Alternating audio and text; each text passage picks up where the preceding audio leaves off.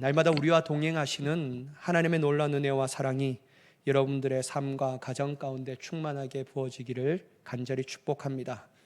여러분, 오늘 요한 1서의 말씀은요, 앞으로 계속 우리가 주일마다 볼 말씀입니다.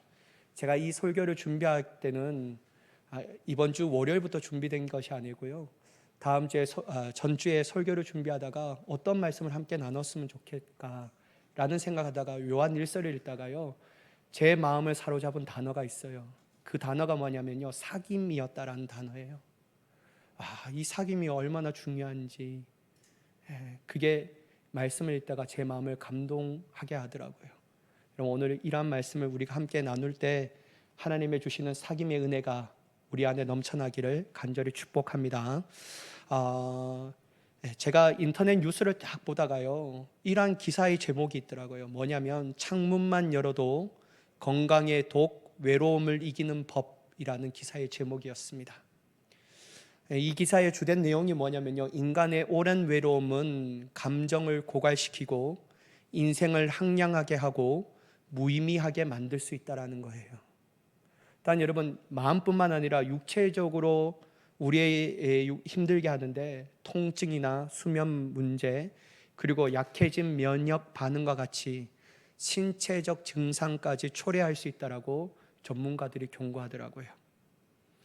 또한 여러분, 이 오랜 외로움이 시간이 계속 지속되면요, 심지어 어떤 마음까지 드냐면 나는 이 외로움에서 벗어날 수 없다 라는 이 존재적 절망감에 빠진다라고 말하기도 합니다.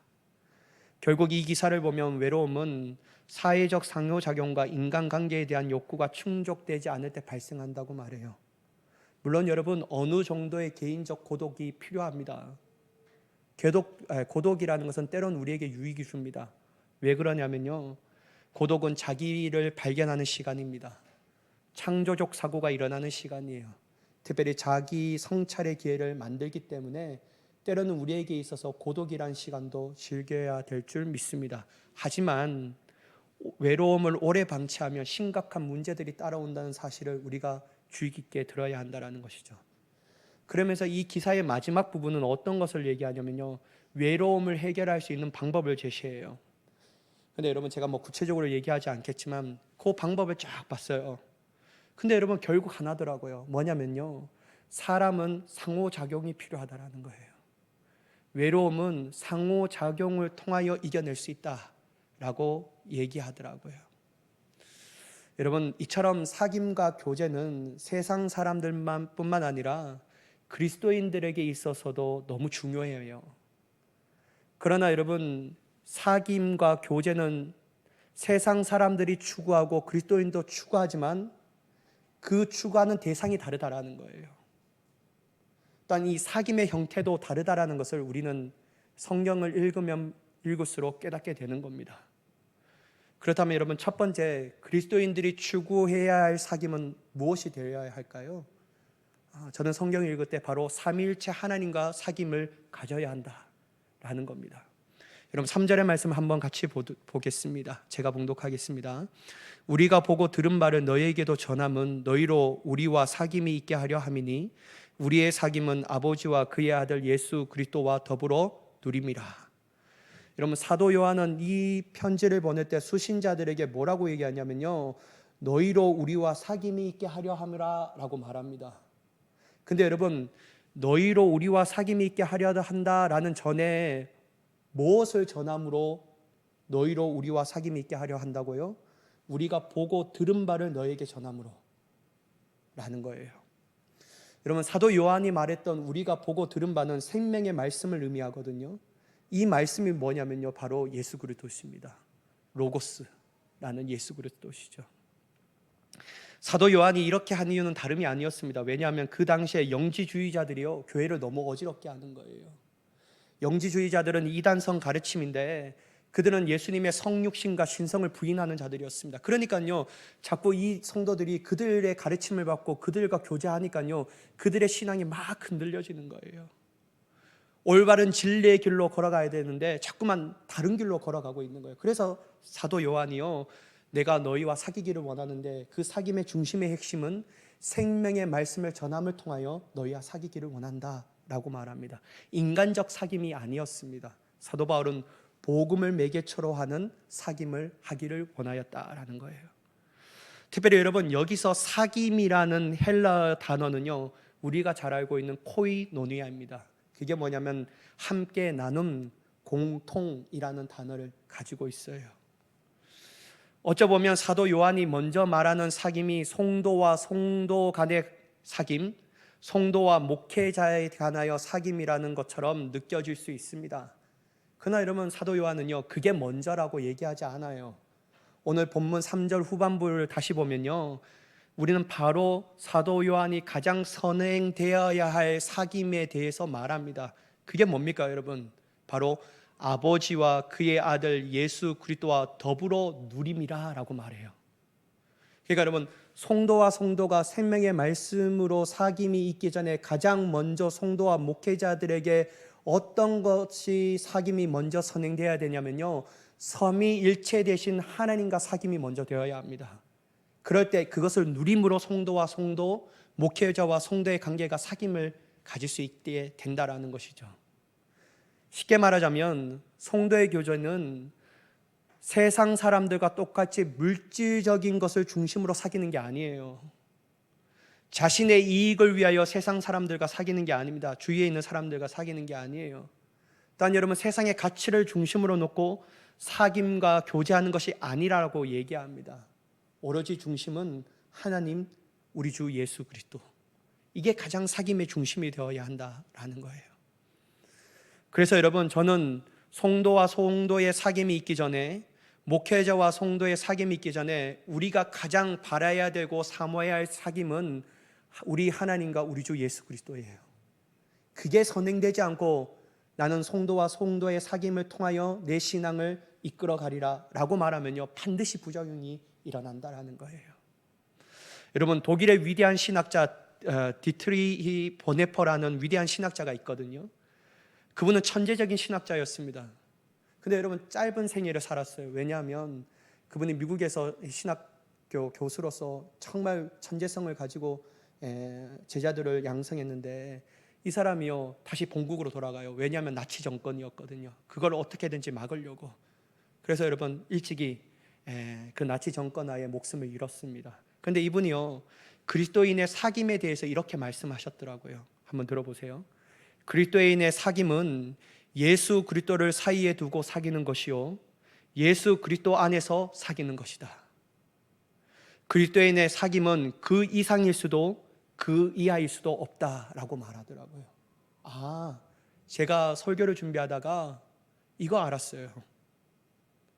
내가 하나님과 사귐이 되지 않으면 성도와 성도의 사귐을 통하여 어려움을 당할 수 있구나.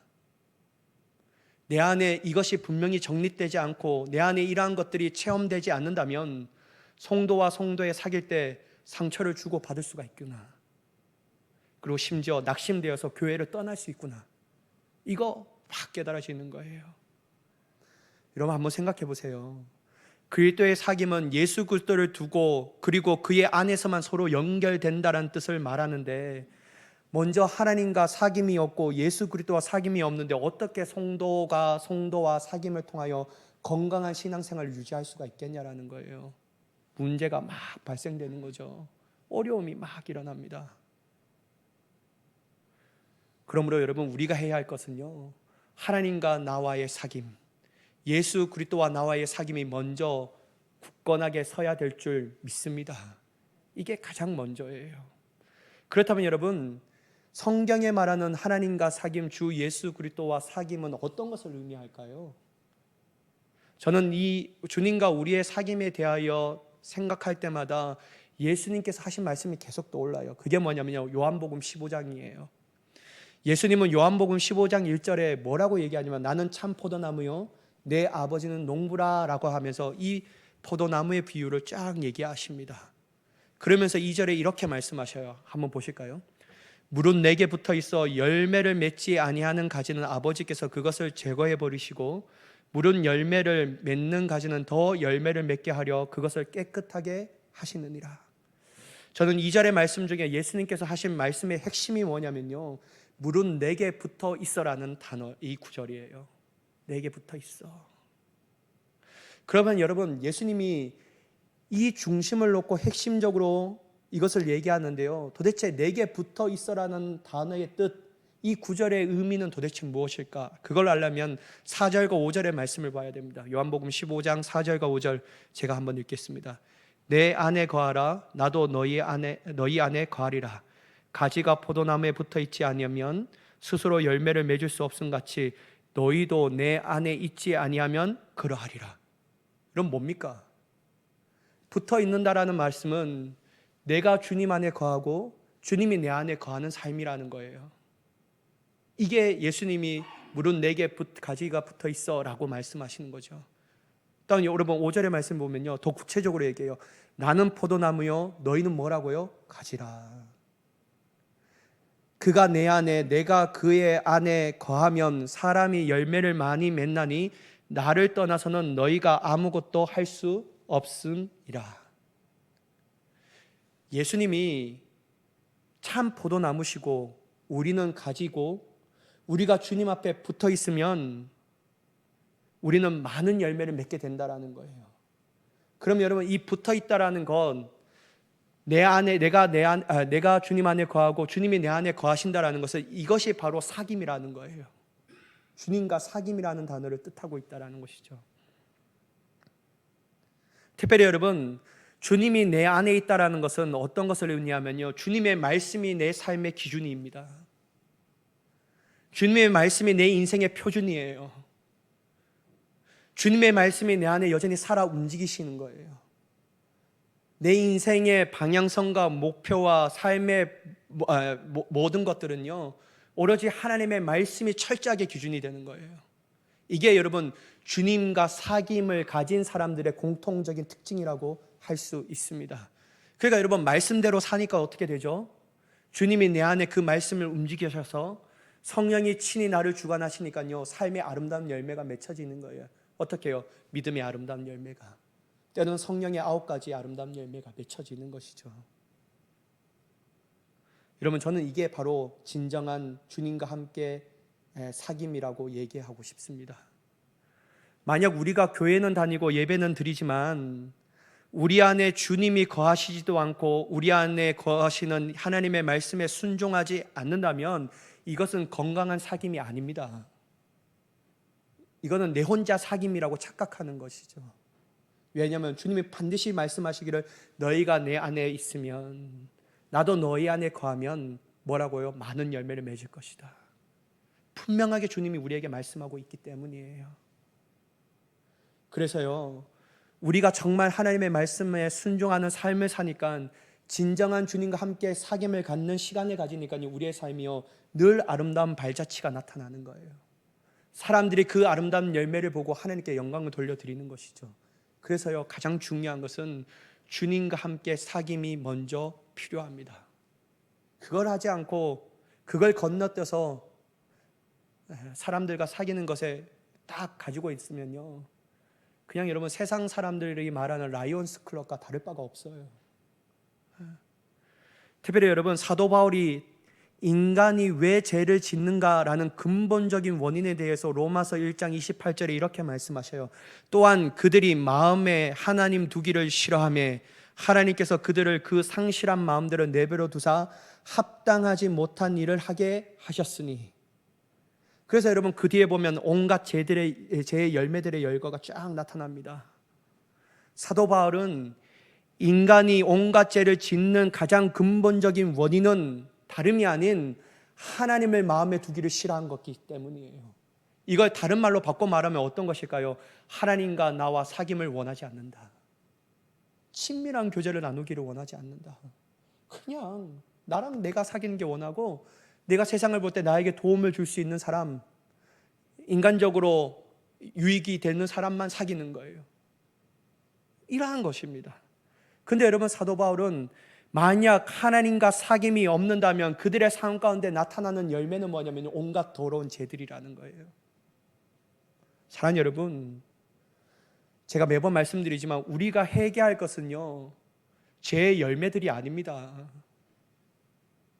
거짓말하고 간음하고 그런 게 아니에요. 우리의 삶이 근본적으로 변화되지 않는 이유가 뭐냐면요, 내가 하나님과 사귐이 없는 거예요.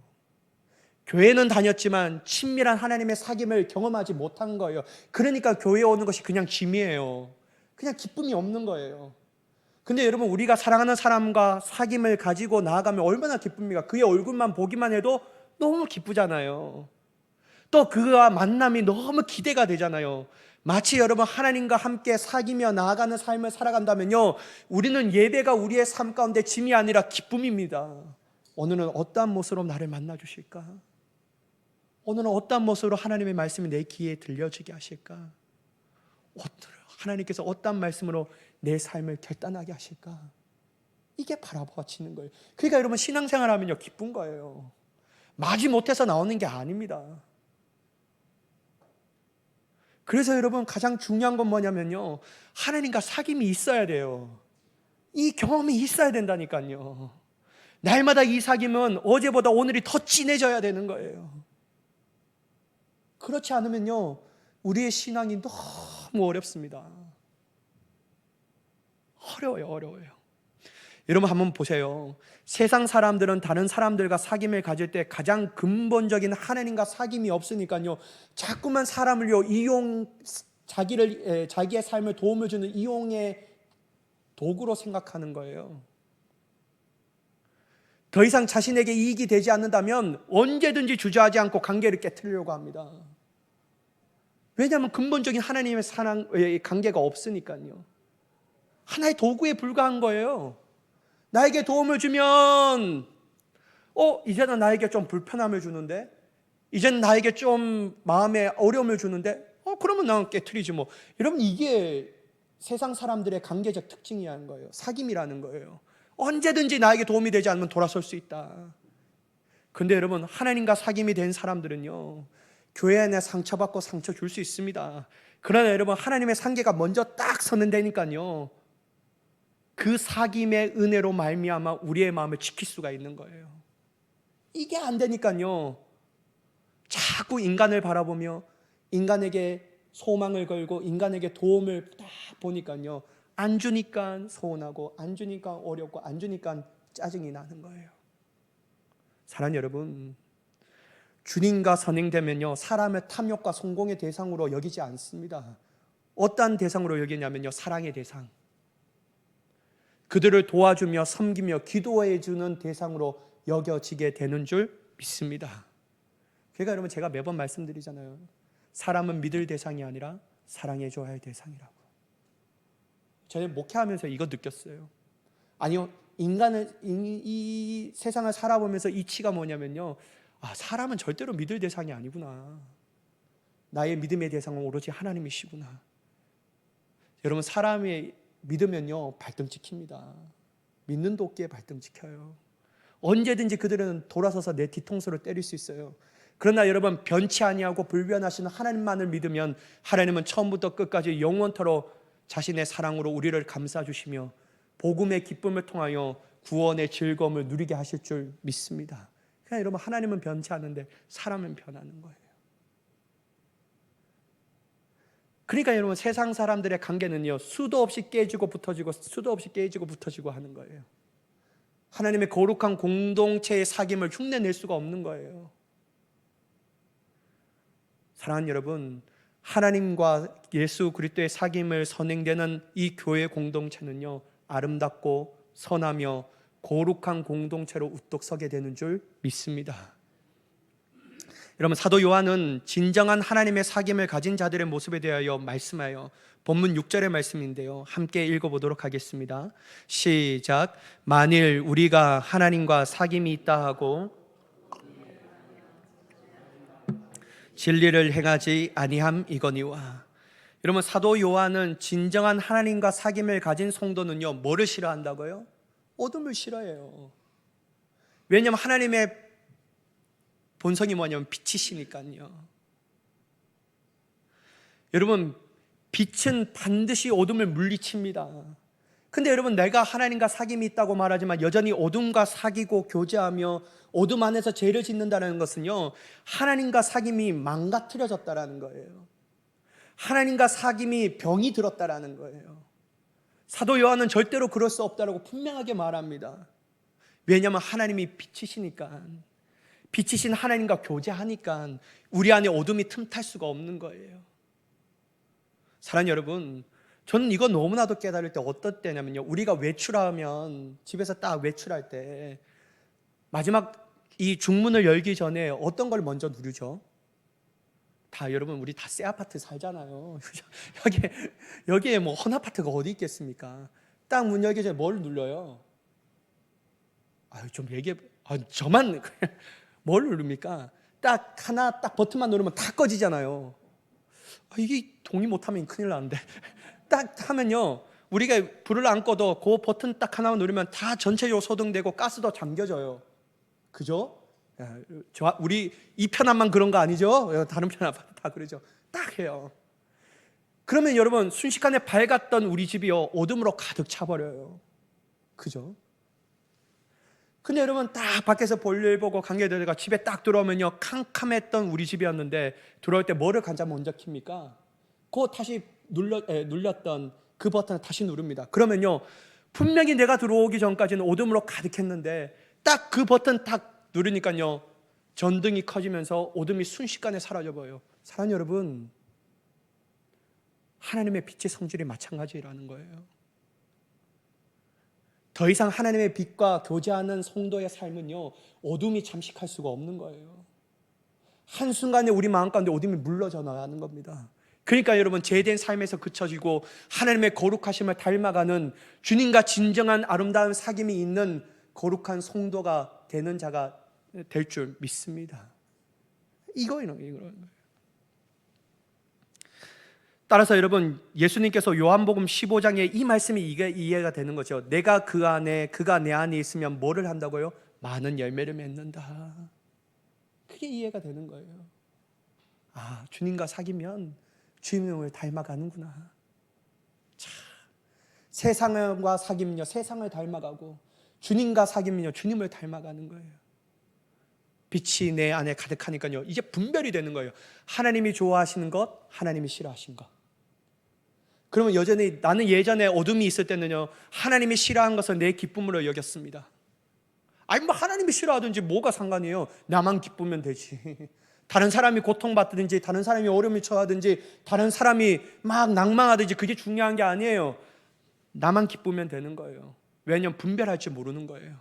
근데 여러분, 빛이신 하나님이 쫙 들어오시니까요, 정확하게 분별되는 거예요. 이거는 하나님이 좋아하시는 것, 이건 하나님이 싫어하시는 것. 이제 나의 기쁨은 하나님이 좋아하시는 것이 진정으로 나의 기쁨이 되는 것이죠. 사랑하는 여러분, 우리의 삶이 그러해야 될 줄 믿습니다. 여러분, D.L. 무디라는 위대한 전도자가 있습니다. 그가요, 하루는 서재에 앉아 글을 쓰고 있는데 5살 먹은 그의 아들이 딱 들어온 거예요. 무디는 그 아들이 자신을 방해하지 않기를 바라면서 그 아들에게 얘기해요. 무엇을 원하니 얘야? 무엇을 원해서 여기 왔니? 라고 말해요. 그러자 이 아들이요, 뭐라고 얘기하냐면요, 아빠, 나는 아무것도 원하지 않아요. 그냥 아빠와 함께 있고 싶어서 그냥 들어왔어요.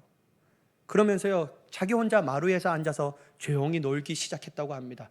이때 무디 목사님이 깨달은 것이 있어요. 저 아들처럼 나도 하나님과 함께 있기를 원한다면 얼마나 행복한 자가 될까? 여러분, 우리는 하나님을 떠나 세상 가운데 자꾸만 나아가려고 합니다. 우리요, 돌아가야 합니다. 어디로? 주님의 품으로 말이에요. 내가 사모해야 할 대상과 내가 사귐의 대상은요, 세상이 아니에요. 돈이 아니에요. 성공이 아니에요. 오로지 주님밖에 없는 줄 믿으시기 바랍니다. 여러분, 두 번째, 그리스도인의 성도 간의 사귐을, 그리스도인은요, 성도 간의 사귐을 소중히 여기며 힘써야 할 줄 믿습니다. 사도 요한은 하나님과 예수 그리스도와 사귐만이 중요하다고 말하지 않아요. 야, 너가 그리스도인이 됐냐? 그러면 너는 하나님과 사귐만이 중요하니까 거기에 목숨을 걸어. 그걸로 우리의 책임과 의무는 끝난 거야 라고 말하지 않아요. 사도 요한이 뭐라고 합니까? 요한일서 1장 3절에 너희로 우리와 사귐이 있게 하려 함이니 라고 말해요. 예수님도 우리에게 하나님만 하나님 사랑만 행하는 것이 그리스도의 의무요 책임이라고 말하지 않았습니다. 우리가 잘 알다시피 예수님은 선한 사마리아인의 비유를 통하여 내 이웃의 중요성, 내 이웃과 사귀는 것이 얼마나 중요한지에 대해서 분명하게 말씀하고 있다는 거예요. 여러분, 우리가 잘 알잖아요. 사마리아인의 비유. 강도 만난 사람이 사경을 헤매고 있는데 아주 종교적인 지도자인 제사장도 그냥 지나가요. 하나님의 성전에 봉사하는 레위인도 지나가요. 다 피해갑니다. 그러나 여러분, 누구만이 그를 도와주죠? 사마리아인만이요. 근데 여러분, 사마리아인이 어떤 사람입니까? 유대인이 아주 경멸하게 여겼던 사람이었어요. 그들은 순수한 혈통을 잃어버린 자였기 때문에, 이방인과 피가 섞인 자였기 때문에 엄청 경멸했어요. 그리고 심지어 뭐라고 합니까? 개와 같이 여겼다라고 말합니다. 그러니까 여러분, 근데요, 예수님이요, 이 개와 같이 여겼던 사마리아인이 그 쓰러져서 사경을 헤매는 자의 상처를 싸매주고, 심지어 데려다가 여관에 앉혀주며, 심지어 그 여관의 주인에게 내가 갔다 오는데 이 사람에게 필요한 모든 것을 행하여 주십시오. 그리고 그 비용이 발생되면 내가 반드시 돌아와 당신에게 갚겠다라고 얘기합니다. 근데 여러분, 예수님이 이 비유를 통하여 다 마치면서 36절에 이렇게 말씀하셔요. 내 생각에는 이 세 사람 중에 누가 강도 만난 자의 이웃이 되겠느냐? 그때 여러분, 제자들이 37절에 이렇게 얘기합니다. 이르되 자비를 베푼 자니이다. 알죠? 당연히 자비를 베푼 사마리아인이죠. 그러면서 너 이거 깨달았냐? 됐어. 그러면 깨달았으면 됐지 뭐. 좋은 교훈을 얻었다. 이렇게 하고 아는 게 힘이야 라고 말합니까? 아니에요. 예수님이 뭐라고 했냐면 너도 가서 너도 이와 같이 하라. 사랑하는 여러분, 예수만 잘 믿고 끝나면 우리의 인생이 얼마나 좋겠습니까? 저도 그러면 좋겠어요. 여러분, 저도 목회자이지만요, 우리 교회 아닙니다. 여러분, 또 우리 교회라고 생각할까 봐. 목회자이면요, 주님은 뭐 하시나? 제 인생 벼락도 안 내리시나? 막 벼락을 좀 내려갖고 좀 깨닫게 해주시면 좋을 것 같은데, 여러분, 다 보면요, 진짜 막 속을 새기니까요, 어디 때 보면 뒤에 촉 차가지고 막 엉덩이를 걷어차고 싶은 마음도 있어요. 너무 솔직하게 말씀드렸나? 항상 여러분, 저는 그래요. 미칠 것 같아요. 그래서요, 하나님은, 예수님은 왜 내 이웃을 내 몸같이 사랑하라고 말씀하셔서 이렇게 힘들게 만드실까? 그냥 적당히 사랑하고 사랑할 수 있을 만큼 사랑하고 사랑하지 못해도 괜찮다라고 얘기하시면 참 좋았을 것을 왜 사랑하라고 얘기하셔서 나를 힘들게 만드셨을까? 근데 여러분, 결국은 뭐냐면요, 주님이 그와 같이 하라는 거예요. 근데 여러분, 주님이 내 힘과 내 능력으로 하라는 게 아니라는 거예요. 결국 여러분 따져보면요, 은혜 받은 자가 자연스럽게 그게 되는 겁니다. 주님과 진정이 사귐이 있으니까요, 내 이웃을 돌볼 수 있는 시선이 생겨지는 거예요. 은혜의 기쁨을 체험하니까, 사귐의 친밀함을 경험하니까요, 그제서야 나의 행했던 시선이 돌아가며 주위에 있는 성도들이 보이는 거예요. 저 사람이 필요한 건 이거구나. 내가 저 사람을 위하여 섬겨줘야지, 기도해줘야지, 도와줘야지. 사랑하는 여러분, 우리가 배우고 깨달았다면 가서 너도 이와 같이 하라는 예수님의 말씀이 우리의 명령이 되어야 되고 우리의 삶의 모습이 되어야 할 줄 믿습니다. 여러분, 초대교회를 보면요, 성도 간의 교제를 아주 중요하게 본 것을 우리는 바로 알 수 있어요. 사도행전 2장 42절 말씀 한번 보실까요? 그들이 사도의 가르침을 받아, 여러분, 가르침을 받았대요. 여기서 여러분, 하나님의 말씀, 생명의 복음, 하나님의 뜻, 우리의 삶이 앞으로 나아가야 할 방향성, 이런 가르침을 받아요. 근데 여러분, 그 뒤에 뭐라고 얘기하냐면 가르침을 받고 헤어졌더라 이렇게 말하지 않아요. 뭐라고 얘기합니까? 서로 교제하고 떡을 떼었다라고 말해요. 이게 뭡니까 여러분? 하나님의 교제를 가지고 끝나는 것이 아니라 성도 간의 교제로서 통하여 하나님의 은혜를 나눌 수 있는 거룩한 공동체가 되어야 한다는 거예요. 하나님만 잘 믿으면 되지 뭐, 이러한 것은 성경적이지 않아요. 하나님을 잘 믿는 사람들은요, 반드시 내 이웃을 돌볼 수 있는, 내 이웃과 사귐을 원하는 시선과 마음이 되게 되는 줄 믿습니다. 그러니까 아름다워지는 거예요. 계속 공동체가요. 또한 여러분, 46절의 말씀 보실까요? 사도행전 날마다 마음을 같이하여 성전에 모이기를 힘쓰고, 여러분 성전에 모인 것 힘쓰는 건 뭡니까? 흔히 말하는 종교적인 활동이에요. 기도하고 말씀을 듣고 헌금하고 찬양하고 그런 거예요. 근데 여러분 이것으로 끝나는 게 아니에요. 어떻게 해요? 집에서 떡을 떼며 라고 말해요. 여러분 떡을 떼었다라는 것은 식사 공동체입니다. 식사 공동체. 함께 밥을 같이 먹음을 통하여 세상의 이야기를 얘기하는 것이 아니라 내게 주신 하나님의 은혜를 나누는 거예요. 그 하나님의 은혜를 통하여 도전받는 거죠. 사랑하는 여러분, 어려운 거 압니다. 여러분 저도요, 인간관계가 참 어려운 것 같아요. 저도 MBTI I 성향이거든요. 사람 만나는 거 그렇게 좋아하고 막 즐겨 하지 않습니다. 저는요, 막 하면 누구를 만나야 된다고 얘기하면요, 어떤 주제를 가지고 얘기하지? 내가 전에 이 사람의 고향에 대해서 물어봤을까? 이 사람 뭐 한다고 내가 물어봤을까? 제 이상해요. 저는 이 5초의 정적도 너무 힘들어하는 스타일이어서요, 계속 주제를 던져야 되는데 너무 힘든 거예요. 제가 가장 좋아하는 건 뭐냐면 집에서 딱 누워 있는 거. 그게 제 기쁨이고 행복이에요.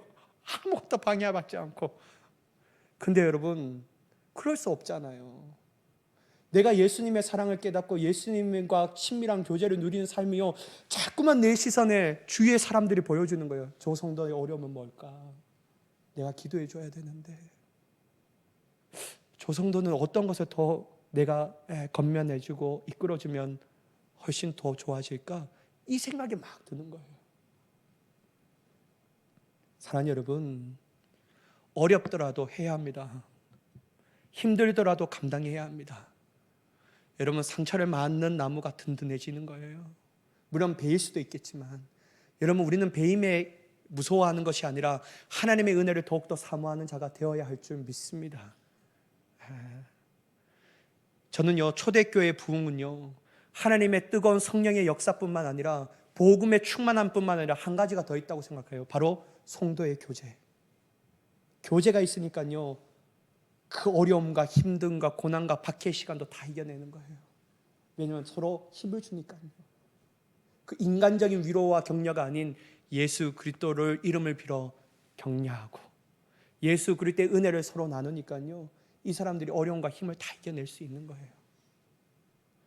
저는 우리 교회가 이러한 교제와 사귐이 있기를 간절히 축복합니다. 그래서 보네퍼 말씀이 또 이런 말씀이 있어요. 성도의 교제와 사귐은 자신을 낮추고 자신의 영광 대신 다른 사람의 영광을 구하는 것이다. 그는 모욕과 상처를 투덜거리지 않고 오히려 하나님을 바라보는 것이다. 또 그는 아무 꾸밈 없이 진심으로 나는 죄인의 개수라 라고 고백까지 하는 것이다. 여러분 이 고백이 있는 우리가 되기를 간절히 축복합니다. 그래서 우리 교회가 이것을 통해서 하나님의 나라와 의를 함께 이뤄갈 수 있는 거룩한 공동체로 서기를 예수님의 이름으로 간절히 축원합니다. 기도하겠습니다. 사랑의 하나님 감사합니다. 우리의 삶 가운데 역사하여 주시옵소서. 진정한 사귐을 통하여 하나님의 영광을 구할 수 있는 자가 되게 하시고 하나님의 나라와 의와 복음적 사명을 감당할 수 있는 우리가 되게 하여 주옵소서. 사귐을 통하여 주시는 하나님의 기쁨이 세상과 비교되지 않는 기쁨으로 여기며 그 기쁨을 날마다 추구하며 나아갈 수 있는 우리가 되게 하여 주옵소서. 그렇게 역사하실 하나님을 간절히 기대하오며